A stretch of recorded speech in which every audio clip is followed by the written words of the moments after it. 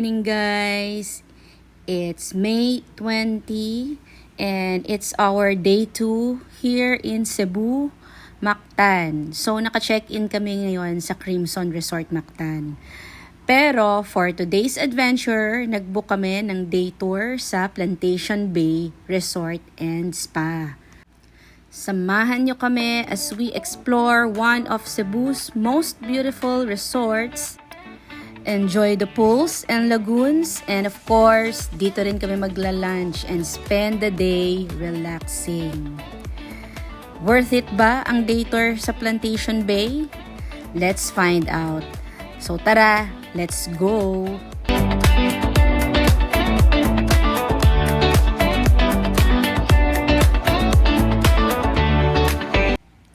Pagpasok pa lang namin sa Plantation Bay, sobrang ganda na agad ng ambience.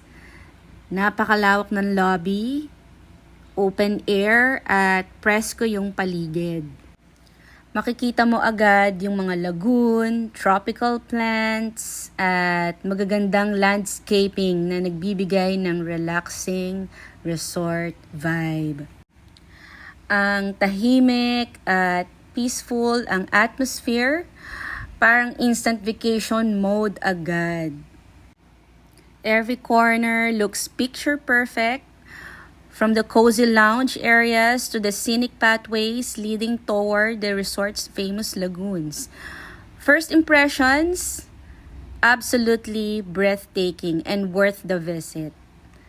Talagang mapapawaw ka, first impression pa lang. Only this one is not for free. May For the firing price. range? Pwede? Yes, you can do firing range, but it's not for free po. We got tennis court. Yan. So, dito kami magla-lunch.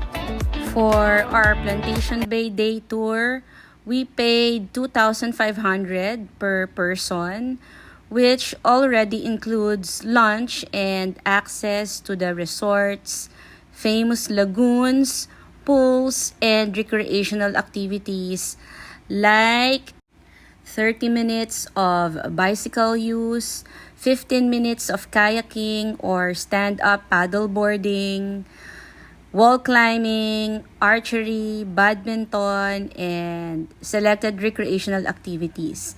So kasama na dyan ang shower and changing facilities.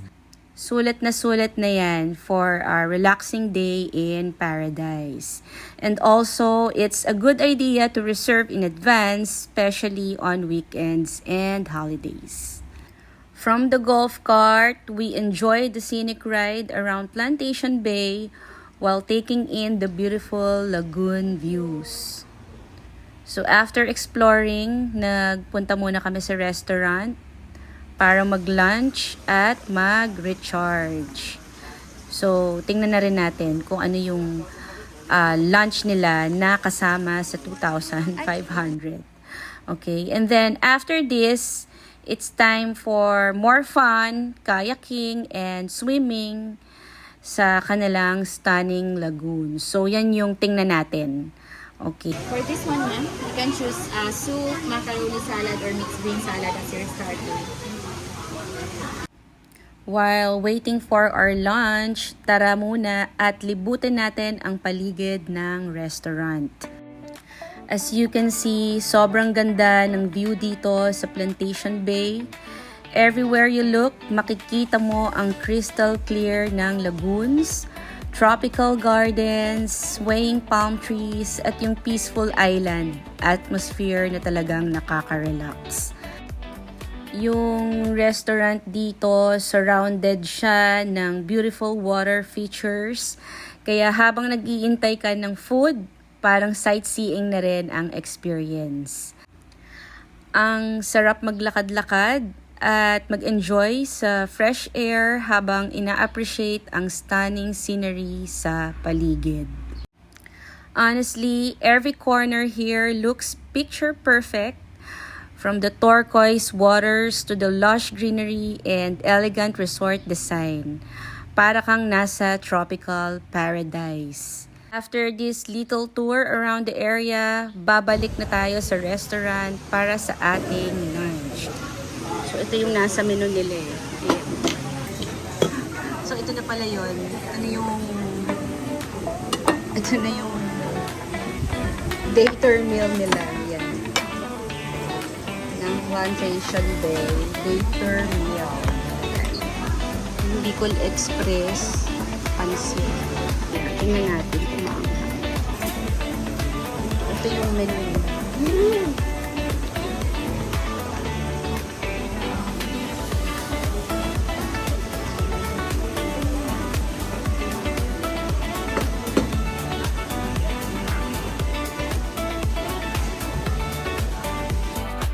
Based on the resort map, sobrang daming activities na pwedeng gawin dito sa Plantation Bay.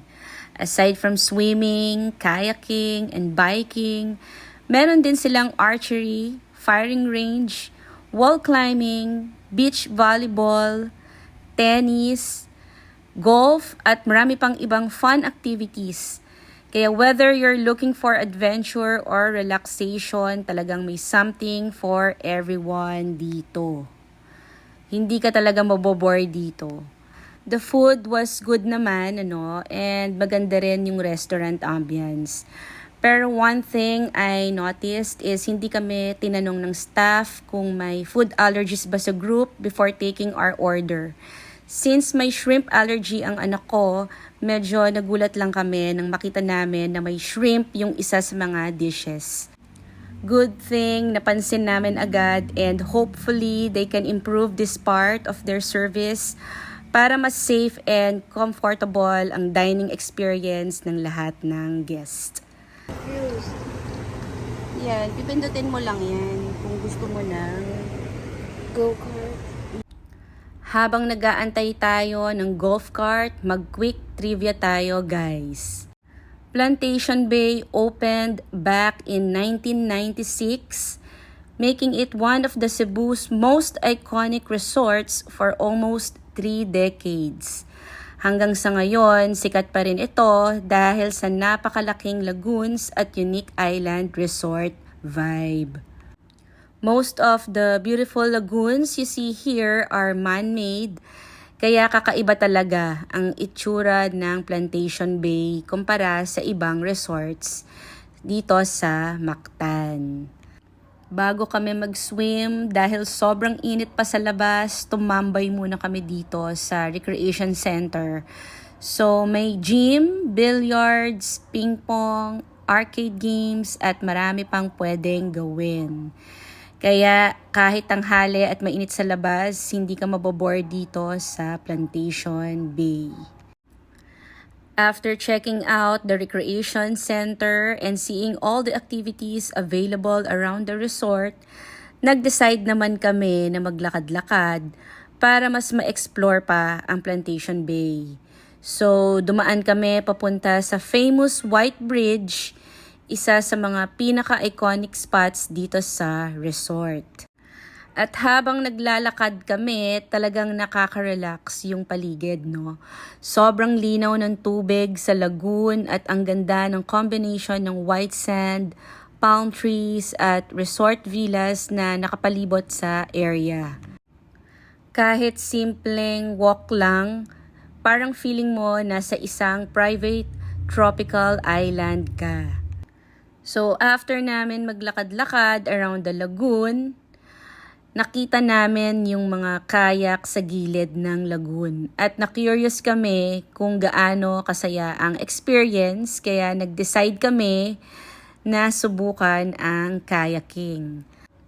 First time namin to ng anak ko, kaya medyo nakakakabalang, pero exciting at the same time. Bago kami sumakay, tinulungan muna kami ng staff at binigyan kami ng instructions para safe at smooth lang ang ride namin. Pagdating namin sa tubig, unti-unti na naming natutunan kung papaano mag-paddle.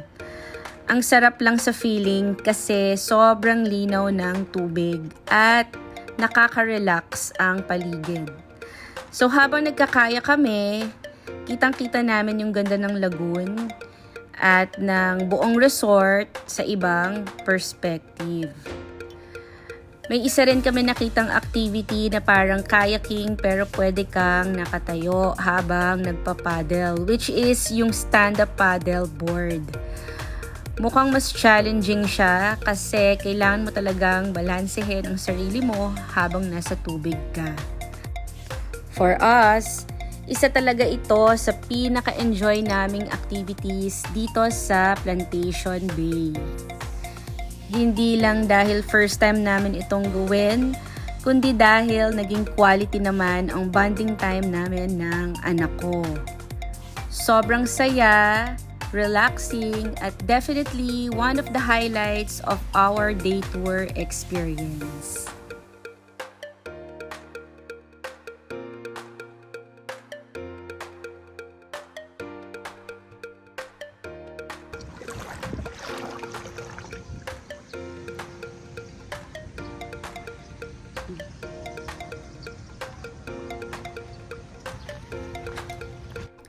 So after namin mag-kayaking, nag-swim muna kami sa Crystal Clear Lagoon para mag-relax at magpalamig.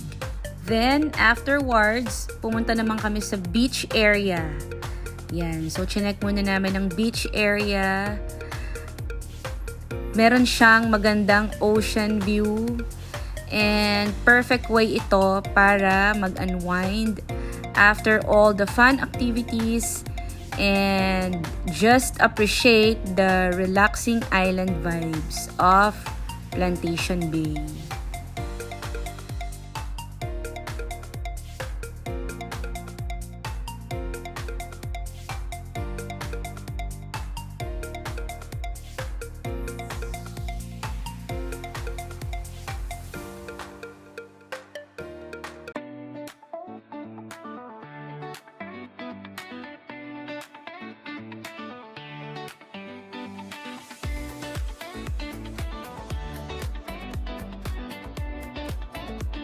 Ayan, since nalobat ang dalawang phone ko dahil hindi ako nagdala ng charger dito sa Plantation Bay.